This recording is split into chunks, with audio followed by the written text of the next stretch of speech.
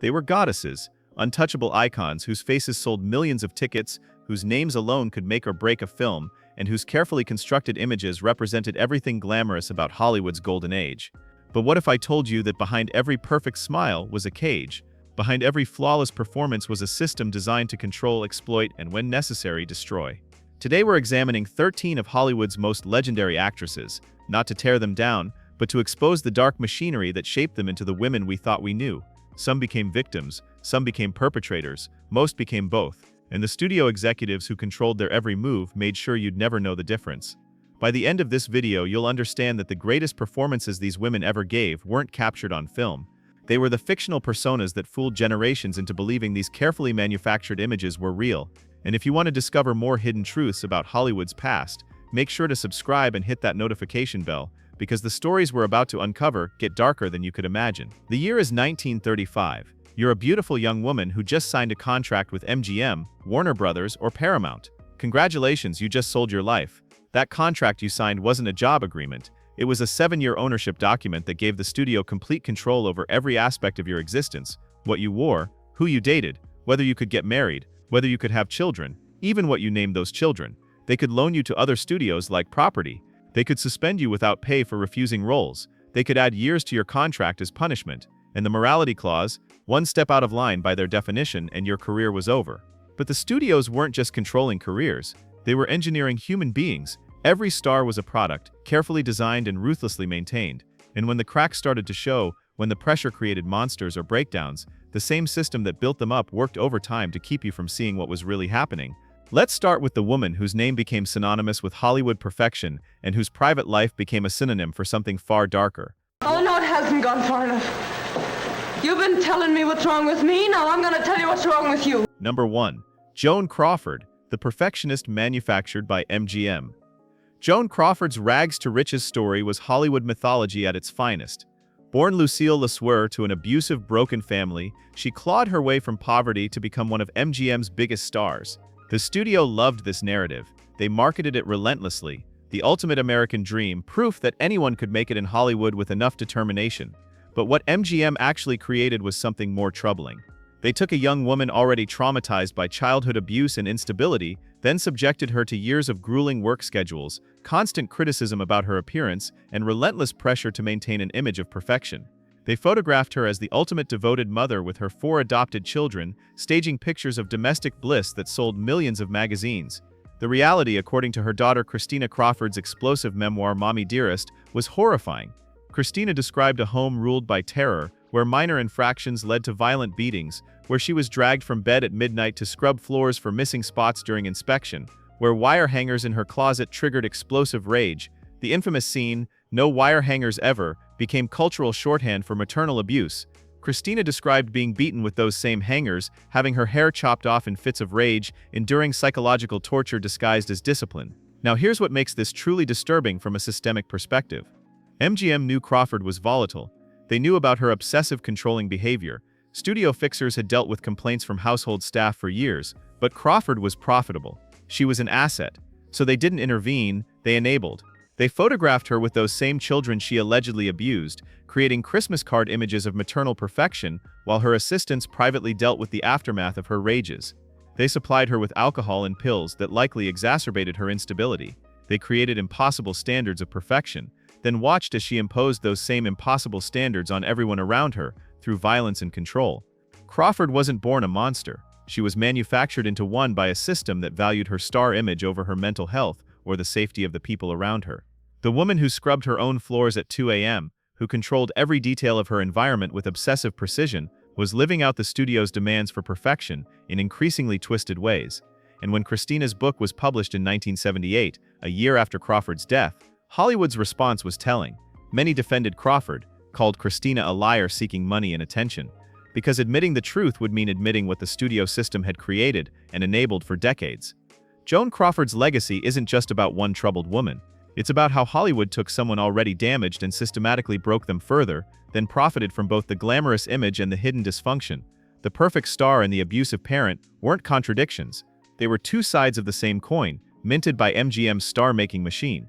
But Crawford's story, as dark as it was, represents just one type of studio exploitation. What they did to child stars was somehow even worse.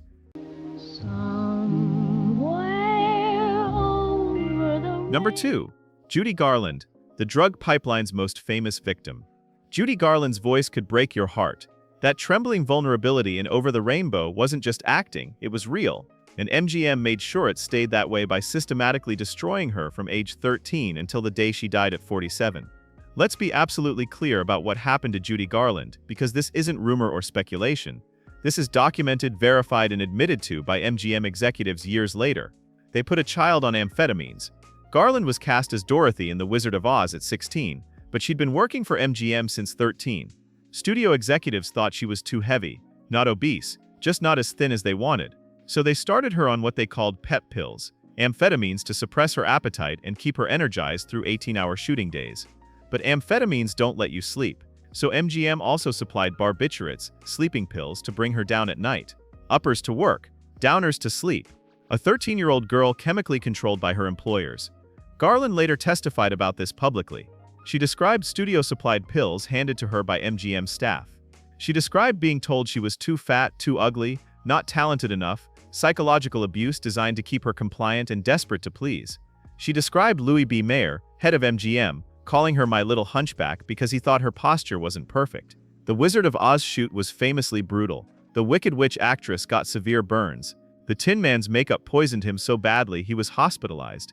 And Judy worked 6 days a week in a heavy costume under scorching lights, fueled by studio-supplied amphetamines, while adult actors in bizarre costumes and makeup reportedly harassed and groped her between takes. She was 16 years old. The drugs didn't stop after Oz. They continued for years. MGM controlled her weight, her energy, her sleep cycle, her entire physiology through pharmaceuticals.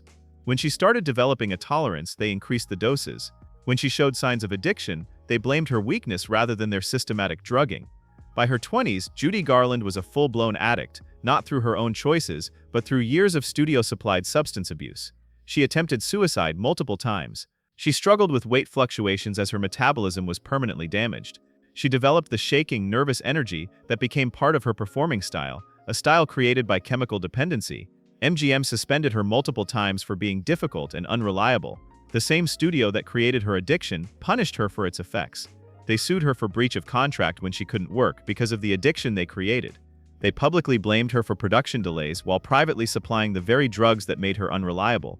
When her career at MGM finally ended, Garland was 28 years old and completely destroyed. She'd spend the rest of her life struggling with addiction, attempting comebacks, dealing with financial ruin, and trying to support her children while battling the demons that MGM had implanted in her teenage brain. She died in 1969 of an accidental barbiturate overdose, the same drug class MGM had been feeding her since she was 13. Judy Garland didn't die from a tragic flaw or bad choices, she died from a controlled substance dependency that her employer created and profited from. And here's the most chilling part. Garland wasn't unique. MGM did this to multiple young stars. The studio had a physician on payroll who distributed amphetamines and barbiturates like candy. They called them vitamin shots. They normalized pharmaceutical control of their contract players' bodies and minds. Judy Garland's story isn't just tragic, it's criminal, and it reveals how far the studio system would go to extract maximum profit from human beings they legally owned. But studios didn't just destroy stars with drugs. Sometimes they destroyed them by reducing complex, brilliant women to nothing more than their appearance. You stood here and told me like you were proud of it. Well, you better stay away from me until you change your ideas, Mr. Number 3. Hedy Lamarr, the genius trapped in Most Beautiful Woman prison. Hedy Lamarr co-invented the frequency hopping technology that eventually led to Wi-Fi, Bluetooth, and GPS. She was a legitimate genius with a gift for mathematics and engineering. She spent her evenings designing communication systems that would help the Allied forces in World War II, and Hollywood didn't give a damn. To MGM, Lamarr was one thing, the most beautiful woman in the world. That phrase became her prison. Louis B. Mayer marketed her exotic beauty and European sophistication. He cast her in role after role that required her to look stunning and say very little. When she brought her invention ideas to him, suggesting she could contribute to the war effort with her mind rather than just her face, he reportedly told her she'd be more useful selling war bonds by looking pretty. The U.S. Navy rejected her frequency-hopping patent, co-invented with composer George Antheil in 1942. Why? Partially because they couldn't take seriously a technology invented by an actress. Her beauty made her seem frivolous. The very image MGM had manufactured to make her famous prevented anyone from recognizing her legitimate genius. Lamarr's frustration with being valued only for her appearance manifested in increasingly erratic behavior as she aged. In her later years, she was arrested multiple times for shoplifting items she could easily afford. Psychologists who examined her case files noted this seemed less about theft and more about a cry for attention and control, in a life where she'd been objectified and dismissed for decades. Former staff members described working for her as unpredictable. Some days she was kind and generous. Other days she'd rage over minor issues, seemingly displaced anger about larger frustrations she couldn't express. The woman who'd been told for 40 years that her only value was her face was watching that face age, watching her value disappear, and dealing with the reality that her actual intellectual contributions had been ignored, while she still had the power to demand recognition. Mental health treatment in Lamarr's era was primitive at best, barbaric at worst. There's no indication she ever received proper therapy for what was likely depression, possible bipolar disorder, and the complex trauma of having your entire identity reduced to physical appearance despite possessing extraordinary intelligence. Hollywood's modern rehabilitation of Lamarr as a feminist icon, beauty and brains, comes decades too late. The same industry that could have celebrated her genius while she was alive, that could have given her roles that showcased her intelligence, that could have supported her inventions, now profits from documentaries about how ahead of her time she was. Hedy Lamarr didn't need to be ahead of her time. Her time needed to value her for more than her face, and the studio system's reduction of a brilliant woman to mere physical beauty represents one of Hollywood's most tragic wastes of human potential. But at least Lamarr had some agency, some ability to pursue her inventions privately. Other stars had even that stripped away by studios determined to control their complete identity. Please don't play governess, Karen. I haven't your unyielding good Number taste. 4. Bette Davis, the woman who fought back and paid the price. If you've heard anything about Bette Davis, it's probably that she was difficult, demanding, a nightmare to work with, hard on other actresses. The question you should be asking is, difficult compared to whom? Because when male actors demanded script changes, better roles, and creative control, Hollywood called them perfectionists and dedicated artists. When Bette Davis did the exact same thing, she was a bitch. Davis famously sued Warner Brothers in 1936 to break her contract. She lost the lawsuit, but she won something more valuable, a reputation as someone who wouldn't be pushed around. Warner Brothers realized they couldn't just dictate her career, so they started negotiating, giving her better roles, listening to her script notes, treating her like the artist she was. This made her powerful, and in Hollywood's golden age, powerful women were dangerous. Here's what actually happened. Davis demanded quality. She rejected roles she thought were beneath her talents. She fought for screenplay improvements. She advocated for herself in salary negotiations. She insisted on approval over cinematographers and costumes because she understood how lighting and wardrobe affected her performances. Male stars did this routinely. It was expected. But when Davis did it, Warner Brothers spread word that she was impossible and temperamental. They made sure other studios heard these stories. They created a narrative that Davis was difficult to control, which in studio language meant she had the audacity to have opinions about her own career. Did Davis have conflicts with other actresses? Yes. She clashed with Joan Crawford famously during Whatever Happened to Baby Jane. She had tense relationships with several co-stars. But here's the context Hollywood deliberately obscures. These were women competing for the same limited pool of strong female lead roles in an industry that maybe produced 3 such parts per year. Studios deliberately pitted actresses against each other. They'd tell Crawford that Davis thought she was too old for a role. They'd tell Davis that Crawford was angling to replace her. They'd feed competitive tension because it made both actresses work harder to prove themselves. Then they'd blame the women for the catfights they'd orchestrated. Davis's reputation for being tough on other women wasn't about her being uniquely cruel. It was about an industry that forced women to see each other as enemies competing for scraps while men enjoyed a buffet of opportunities. When Davis demanded equal pay for equal work, Warner Brothers leaked stories about her being money-hungry. When she insisted on script approval, they called her a control freak. When she advocated for herself, they made sure every journalist in Hollywood knew she was trouble. The same behavior that made male actors strong-willed and passionate about their craft made female actors difficult and impossible to work with. Davis's actual crime wasn't being mean, it was refusing to be controlled. And Hollywood made sure she paid for that refusal with a reputation that outlived her career. Here's the real Bette Davis story. She was one of the first actresses to recognize that the studio system was designed to exploit her, and she fought back using the only weapons available: lawsuits, demands, and refusal to be silenced. The industry punished her by making sure difficult Bette Davis became more famous than her extraordinary talent. And when she died, Hollywood celebrated her as a trailblazer and feminist icon, the same industry that spent decades trying to destroy her for having the audacity to demand respect. But while Davis fought publicly, other stars were being destroyed in more insidious ways. through the studio's creation of false identities that trapped actresses in personas they couldn't escape. That's life. Number 5. Jean Harlow, the blonde bombshell who never wanted to be blonde. Jean Harlow didn't invent the platinum blonde look. MGM did. They bleached her hair so aggressively and repeatedly that it reportedly damaged her scalp. They designed her wardrobe to emphasize her figure. They marketed her as the ultimate sex symbol, writing her dialogue to be breathy and suggestive, constructing an entire persona around raw sexuality. Harlow didn't want to be that person. Friends described her as funny, smart, someone who read books and wanted to be taken seriously as an actress. But MGM had invested millions in creating the blonde bombshell, and they weren't about to let the real Jean Harlow interfere with their product. Her personal life became tabloid fodder when her second husband, producer Paul Byrne, died under mysterious circumstances 2 months after their wedding. The official story, suicide. But decades of investigation have raised serious questions about MGM's role in controlling the narrative. Studio fixers were at the scene before police. Evidence disappeared. Witnesses changed their stories. Whether Byrne's death was suicide, accident, or something worse, one thing is clear. MGM immediately took control of the situation to protect their valuable asset. Harlow's grief, her actual experience, her truth, none of it mattered as much as protecting the blonde bombshell image that was generating millions at the box office. But the worst part of Harlow's story is how she died. At 26, she became seriously ill during the filming of Saratoga. She was experiencing abdominal pain, fatigue, and other symptoms that were clearly serious. Her mother, a Christian Scientist, initially refused to let her see doctors. When Harlow finally received medical attention, it was too late. Acute kidney failure killed her within days. Here's the horrifying question. How long did MGM know she was sick? Multiple crew members later reported that Harlow had been showing signs of illness for weeks. She was frequently exhausted, sometimes seemed disoriented, clearly wasn't well, but the production stayed on schedule. They kept filming. Did the studio pressure her to keep working when she should have been seeking medical care? Did they value the production schedule over her health? The evidence suggests yes. Harlow's death shares troubling similarities with other cases where studios prioritized productivity over the well-being of their human assets.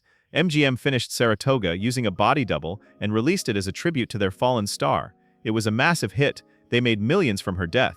And then they manufactured her legacy, creating a posthumous image of tragic glamour that conveniently ignored how their aggressive marketing of her sexuality and their production demands might have contributed to her early death.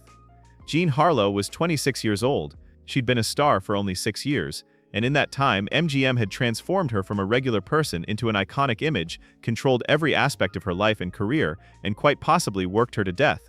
The most profitable performance of her career came after she was already gone.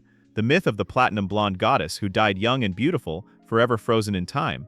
MGM couldn't have written a better ending for their product.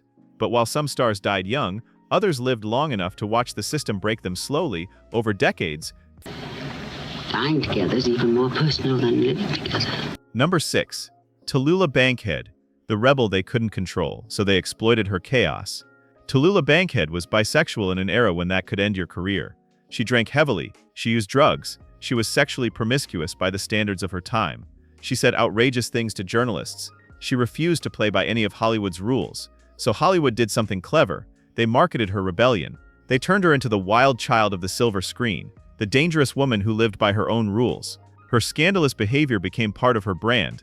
Theater audiences came to see TALLULAH be TALLULAH, outrageous, unpredictable, thrilling. But here's what that marketing strategy concealed. Bankhead wasn't a fun-loving rebel. She was someone dealing with serious substance abuse, likely undiagnosed mental health issues, and the trauma of having to hide her true sexuality in an industry that would destroy her if she was too open about it.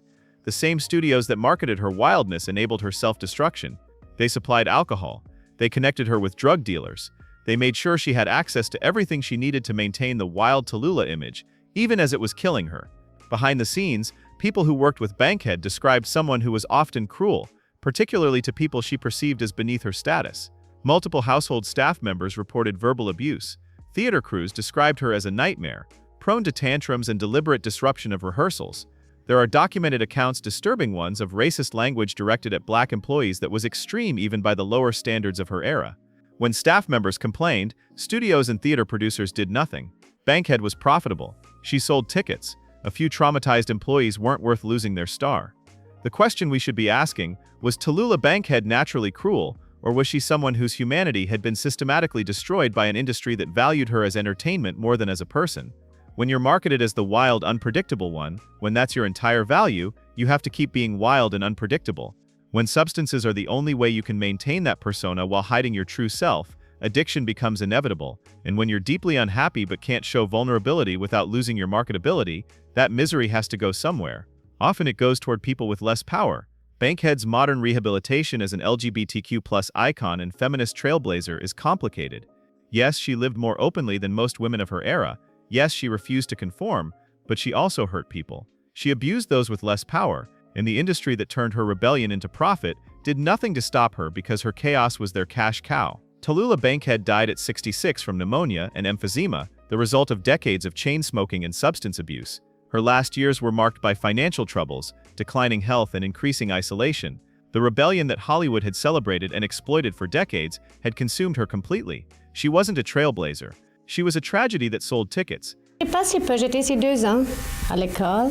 C'était pendant la guerre et enfin, moi je parle beaucoup français. J'ai fait les films à Paris. J'ai fait un film avec Fernandel, j'ai fait un film avec Daniel Gélan, j'ai fait des films à Londres, j'ai fait les films en Allemagne, en allemand, et je fais les films naturellement en Amérique tout le temps. Number 7. Joan Fontaine and Olivia de Havilland. The sister rivalry Hollywood engineered and exploited. The Fontaine de Havilland feud is Hollywood legend. Two sisters, both successful actresses, who allegedly hated each other so much they didn't speak for decades. Oscar ceremonies where they refused to acknowledge each other. A rivalry that lasted until Fontaine's death in 2013, after which de Havilland refused to issue any statement beyond a cold acknowledgement. Here's what Hollywood doesn't emphasize. The studios created this rivalry. They deliberately pitted the sisters against each other from the moment both became successful. Warner Brothers had Olivia de Havilland under contract first. She was the established star. When younger sister Joan began acting under a stage name Fontaine, their stepfather's surname, studios immediately saw opportunity. They started casting both sisters in similar roles. They made sure journalists asked each sister about the other, usually in comparative terms. Who's more talented? Who's more beautiful? Who's the better actress? When Joan won the Oscar for Suspicion in 1942, notably beating Olivia, who was also nominated that year, photographers captured Joan extending her hand in congratulation and Olivia appearing to snub her. That photograph became iconic. Proof of their hatred, evidence of the bitter rivalry. What the photograph doesn't show is the years of studio manipulation that preceded it. Warner Brothers had been telling Olivia that Joan was trying to steal her spotlight. They'd been telling Joan that Olivia resented her success. They'd been engineering conflict for years because feuding sisters sold magazines and generated publicity for both actresses' films. Did real resentment develop? When you're told for years that your sibling is your competition, when every achievement is measured against each other, when the industry treats your relationship as a zero-sum game, genuine animosity becomes inevitable. But here's the most important part of this story. Olivia de Havilland fought back against the studio system and won. In 1943, after Warner Brothers repeatedly suspended her for refusing roles, then tried to add that suspension time to her contract, she sued. She argued that the standard 7-year contract should mean 7 calendar years, not 7 years of active work, which with suspensions could stretch to a decade or more. She won. The California Court of Appeals ruled in her favor in 1945. The de Havilland law limited contracts to 7 calendar years maximum and is still in effect today.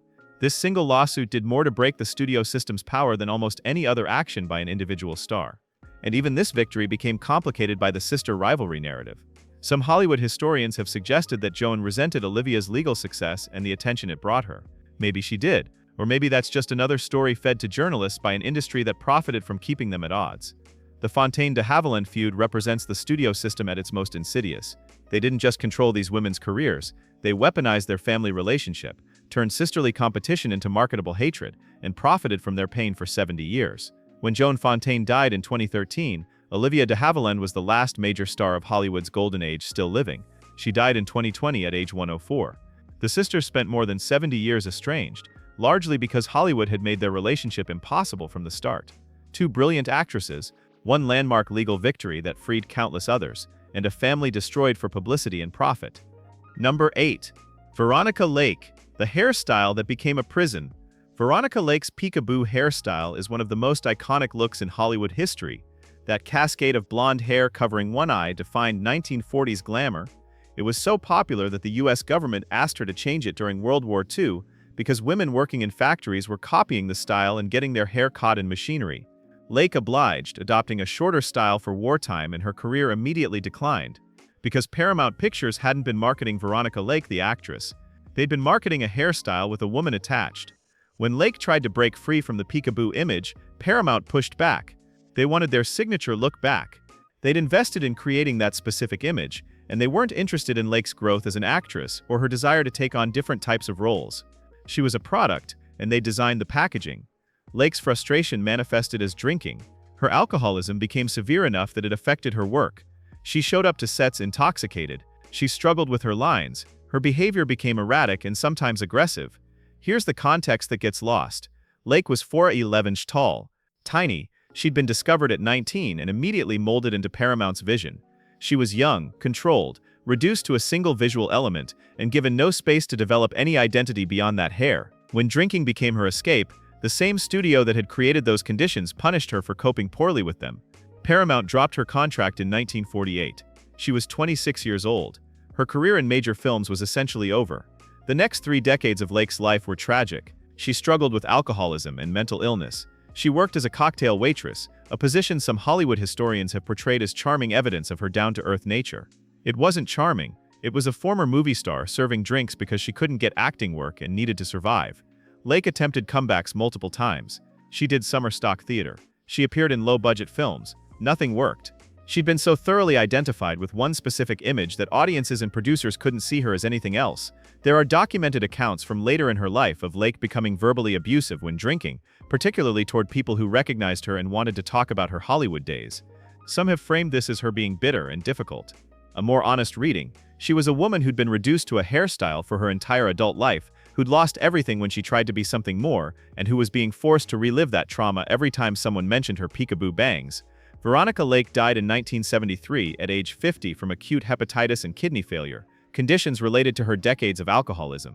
She died in poverty, largely forgotten by an industry that had once made millions from her image.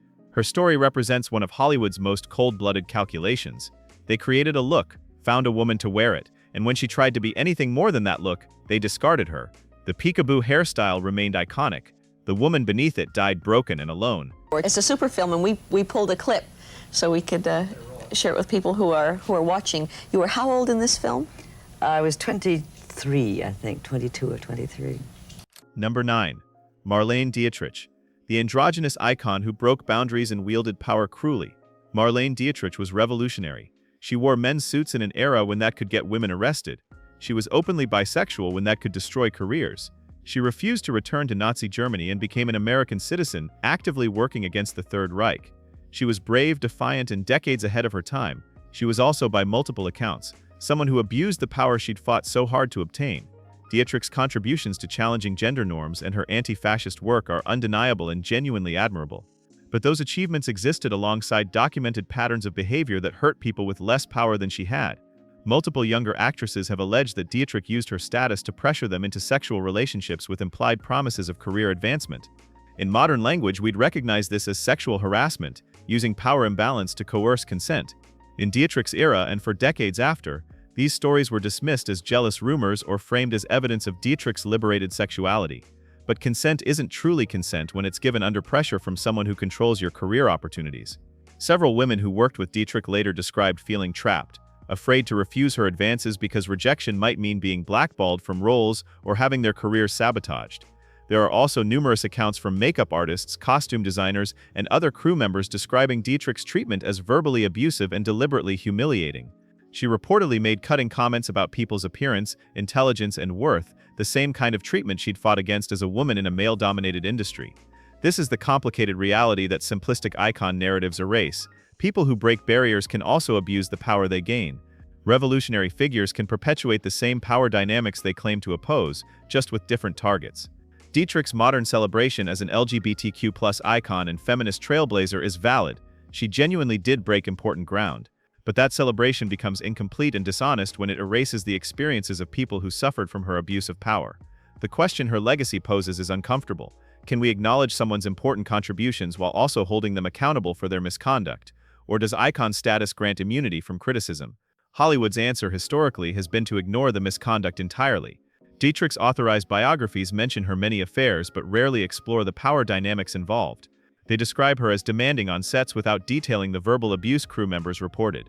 They celebrate her boundary breaking without examining what happened to people who became obstacles to her ambitions. Marlene Dietrich died in 1992 at age 90, having lived through enormous historical changes and maintained her iconic status to the end. The industry that celebrated her continues to celebrate her, carefully preserving the image of the brave, androgynous rebel while quietly excluding the stories that complicate that narrative. Her case exemplifies a critical truth. The studio system didn't just create fictional personas for stars. It created fictional morality, where powerful people's virtues were amplified and their cruelties were erased, leaving us with legends instead of human beings. Wonderful, if one could believe it. To the loveliest story I ever heard. Number 10. Greta Garbo, I Want to Be Alone, as Protection and Weapon.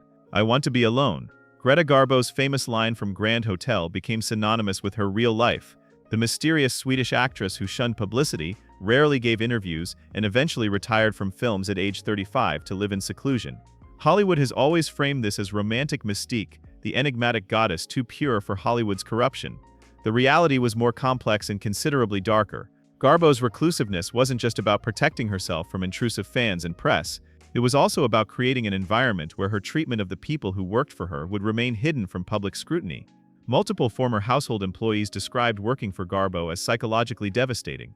She allegedly created an atmosphere of constant tension, where staff never knew whether they'd encounter cold silence or sudden verbal assault. Several reported that she would test new employees with deliberately impossible tasks, then berate them mercilessly when they inevitably failed. Former assistants described Garbo's criticism as surgical. She'd identify people's deepest insecurities and exploit them. Comments about their intelligence, their appearance, their worth as human beings, the same privacy she demanded from the public, she weaponized against employees who couldn't escape to the press because speaking out would end their careers. Here's the systemic element. MGM knew about Garbo's behavior towards staff. Studio executives received complaints.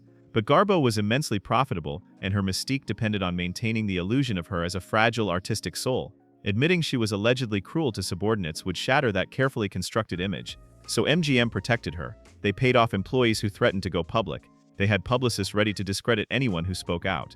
They ensured that I Want to Be Alone remained about romantic mystery rather than about creating a closed environment where abuse could occur without witnesses. Garbo's early retirement in 1941 has been romanticized as her rejecting Hollywood's superficiality, but it also meant 40 years of near-total isolation, where the only people who experienced the real Garbo were those she employed, people who had every reason to stay silent about their treatment. The few journalists who did penetrate Garbo's privacy late in her life often came away disturbed. Some described encounters with someone who seemed deeply unhappy, isolated by choice but also trapped by the persona she'd created. A person who'd spent so many decades performing mystique that she'd lost access to authentic human connection. Greta Garbo died in 1990 at age 84, having spent nearly 50 years in self-imposed isolation. She left behind an estate worth millions and a legacy as one of cinema's most enigmatic figures. What she also left behind were the untold stories of people who worked for her, most of whom took their experiences to their graves rather than risk destroying the legend. Garbo's case reveals how Hollywood's image-making didn't just protect stars from scandal, it created environments where vulnerable people had no recourse. When your employer is a beloved icon, when speaking out means being labeled a liar or opportunist, when the entire industry has invested in maintaining a particular narrative, silence becomes the only option. The mystique that made Garbo fascinating to millions made her dangerous to the few who had to work for her, and Hollywood made sure you'd never know the difference. If you think you're gonna worry, you can stop it in a hurry. Sing Polly Wolly Doodle all the day. Number 11. Shirley Temple, the child star who became the system's defender. Shirley Temple was 6 years old when she became the biggest box office draw in America. 6. With her ringlet curls, tap-dancing talent, and dimpled smile, she represented pure innocence during the Great Depression, a beacon of hope when the country desperately needed one. But childhood stardom isn't innocence, it's exploitation dressed up as opportunity. Temple worked 6 days a week, sometimes 12 hours per day, from the time she was 3 years old. While other children played, she memorized scripts, rehearsed dance numbers, and performed on command.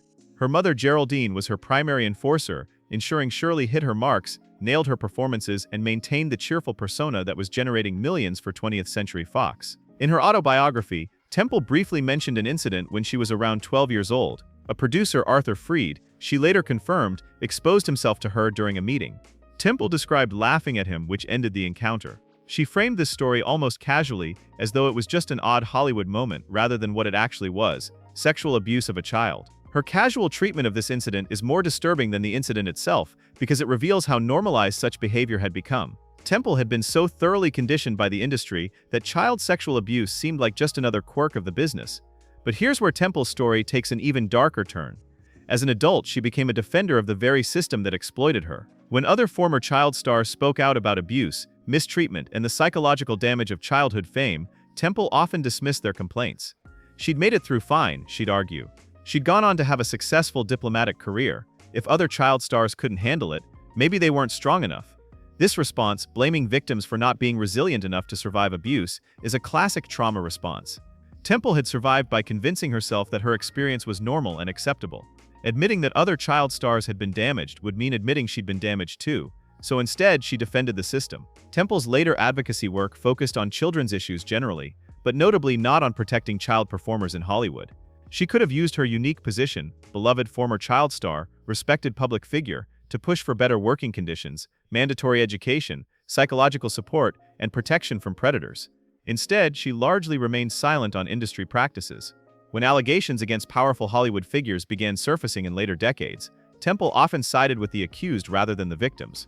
She'd cite her own experiences as evidence that Hollywood wasn't really that bad, that people were exaggerating, that the industry had given her wonderful opportunities. This is perhaps the most insidious legacy of the studio system. It didn't just exploit children, it conditioned them to defend their own exploitation. Temple became a tool the industry could point to as evidence that child stardom was fine, even beneficial. Look at Shirley Temple, they'd say. She turned out great. What are these other kids complaining about? The psychological term for this is identification with the aggressor. When you can't escape abuse, you sometimes cope by aligning yourself with the abuser's perspective, reframing exploitation as opportunity, and convincing yourself that your resilience rather than luck or privilege allowed you to survive. Shirley Temple died in 2014 at age 85, mourned as America's sweetheart, and celebrated for her childhood performances. Few obituaries mentioned her role in perpetuating the system that had exploited her. Few examined how her public defense of Hollywood silenced other victims. She wasn't responsible for creating the exploitative studio system, but she became one of its most effective defenders, proving that sometimes the most damaged become the most vocal supporters of the machinery that damaged them. If you're still watching, you're learning truths about Hollywood's golden age that the industry spent decades hiding. Before we continue with 2 more shocking stories, drop a comment below telling us which actress's story surprised you most. And don't forget to subscribe, we're just getting started. Number 12. Rita Hayworth, the Latina erased and discarded. Born Margarita Carmen Cancino to a Spanish dancer father and an Irish-American mother, Rita Hayworth should have been a trailblazer for Latina representation in Hollywood. Instead, Columbia Pictures systematically erased her heritage and then abandoned her when she could no longer maintain the illusion they'd created. The transformation was brutal and literal. Columbia's head Harry Cohn decided that Margarita Cancino was too ethnic for leading roles, so they changed her name to the more Anglo-sounding Rita Hayworth, her mother's maiden name. They dyed her naturally dark hair auburn red, and most painfully, they subjected her to over a year of electrolysis to raise her hairline, a process she later described as excruciating. They were erasing her father's heritage, burning it away one hair follicle at a time. The newly created Rita Hayworth became Columbia's biggest star. Her performance in Gilda made her a wartime icon. Her image was so popular that it was reportedly attached to the atomic bomb dropped on Bikini Atoll. She'd been transformed into the ultimate all-American sex symbol by completely erasing the parts of her identity that didn't fit that image. But Hollywood's creation of Rita Hayworth didn't just erase her ethnicity, it made her entire existence dependent on maintaining a specific image of sexy, available glamour. When she married Prince Ali Khan and left Hollywood to become a princess, the studio system punished her. When she returned and tried to be taken seriously as an actress rather than just a pinup, opportunities dried up. Then came the cruelest twist. In her 50s, Hayworth began showing signs of confusion and memory loss. Studios and directors started saying she was difficult, unreliable, alcoholic. For years, people attributed her increasingly erratic behavior to drinking problems and dismissed her as another Hollywood star who couldn't handle aging and fading fame. She wasn't drunk, she had early-onset Alzheimer's disease, but nobody recognized it because Alzheimer's awareness was minimal in the 1960s and 70s. So for years, Rita Hayworth suffered from a degenerative neurological disease, while Hollywood and the public blamed her for being unprofessional. Her daughter Yasmin Aga Khan later became a prominent Alzheimer's advocate, explaining that her mother's condition went undiagnosed for years because everyone assumed her symptoms were character flaws. The woman they'd stripped of her identity was now losing her mind, and the same industry that created Rita Hayworth was accusing her of destroying herself. Hayworth spent her final years unable to remember her own career, her famous roles, or even at times who she was. The woman who'd been told to forget Margarita Cancino eventually forgot Rita Hayworth too. She died in 1987 at age 68, her Alzheimer's having been publicly acknowledged only in the final years. Here's the systemic cruelty. Hollywood took a young Latina woman, erased her heritage to make her marketable, profited enormously from her image, and then discarded her the moment she could no longer maintain that artificial identity. When she became ill, they blamed her character rather than recognizing her medical condition. Rita Hayworth never got to be Margarita Cancino. She was allowed to be only what the studio system created, and when that creation started crumbling due to disease, nobody helped her. They just watched and judged. Her legacy represents not just one woman's tragedy but Hollywood's entire approach to diversity: erase difference, exploit the modified product, and abandon people when they're no longer useful. That practice didn't end with Hayworth. It continues today, just with more sophisticated methods. 13. Ava Gardner, the beauty who never believed she was good enough. Ava Gardner was discovered in her brother-in-law's photography shop window when she was 18 years old. An MGM talent scout saw her picture and immediately recognized her extraordinary beauty. They signed her based purely on her looks. Nobody had even heard her speak yet. When they did, they discovered a thick North Carolina accent that required months of vocal coaching. This was the foundation of Ava Gardner's entire career. She was beautiful, and everything else about her had to be fixed, modified, or hidden. MGM spent years molding Gardner into their vision. They gave her bit parts while training her to walk, talk, and move like their idea of a movie star. They arranged her marriage to Mickey Rooney for publicity when she was just 19, a marriage that lasted barely a year but gave her name recognition. Later, they orchestrated and exploited her high-profile marriages to Artie Shaw and Frank Sinatra, using her romantic life as marketing material. Throughout all of this, Gardner remained convinced she couldn't actually act. Despite starring in major films like The Killers, Showboat, and The Barefoot Contessa, despite earning an Oscar nomination for Mogambo, she believed she was a fraud, just a pretty face who'd gotten lucky. This wasn't modesty. It was the result of years of MGM telling her she was valuable only for her appearance, while treating her acting as something to be managed and corrected. Directors gave her line readings to mimic rather than trusting her instincts. Studios cast her in parts that emphasized her looks over her talent. Critics reviewed her beauty before her performances. When you're told for decades that your only real value is your face, you internalize that message.